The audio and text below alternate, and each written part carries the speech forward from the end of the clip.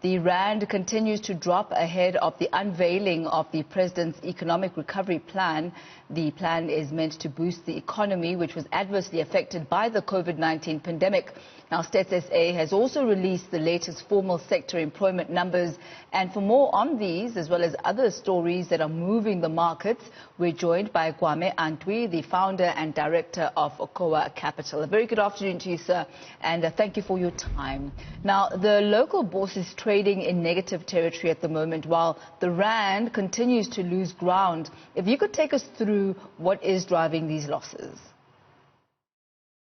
Good afternoon and good afternoon to your listeners. The rand and the markets are largely being driven by sentiments that we're seeing overseas. So European markets are also down around about 2.5% this morning. And that's been driven mainly by concerns, or if you want to call it a resurgence of coronavirus infections. And certainly, we are seeing various levels of lockdown and restrictions in a number of these major European economies. And the expectation is that it's going to disrupt economic activity. And that's what's making basically everybody risk averse and having an adverse impact on sentiment. Now, Stats SA has released the quarterly employment statistics for the second quarter of 2020. How different are these numbers from the unemployment numbers? And what do they measure exactly when we look at them? So these numbers measure formal employment. So it's not just non-formal employment, but non-agricultural formal employment. Now, whereas the normal employment statistics will look at the entire economy, including agriculture, formal and non-formal.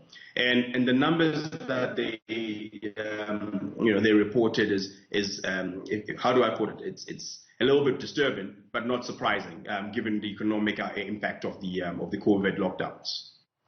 Now, according to the numbers, South Africa lost more than 600,000 formal sector jobs during this COVID-19 pandemic in South Africa.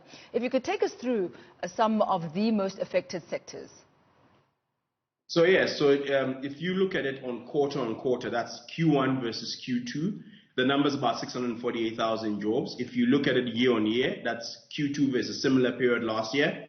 The number is roughly about 671,000 jobs. Now, if you look in terms of which sectors have been most affected, your biggest decline is in trade, which accounts for about 29% of the job losses, followed by services, then you've got community services, and then you've got manufacturing.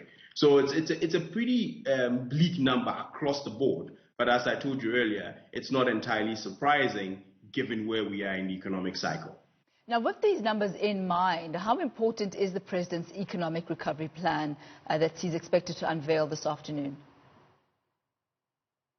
The biggest problem in South Africa has never been that we don't have a plan. I think we're very good at drawing plans. We know exactly what we need to get our economy back on track. Our challenge has always been on the implementation front. So, if we look at what the government has said over the last couple of months, they've made all the right noises, and there clearly seems to be an increased willingness, if you want to call it, or urgency to try and get the economy back on track. So I think that the story itself will be nice, but what would really drive markets and what will really boost sentiment is if we can see actual active evidence of implementation.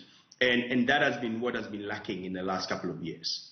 All right, we'll see what the President has in store for us come 2 p.m. This afternoon. Thank you so much for your time. That is Kwame Antwi, founder and director at KOA Capital.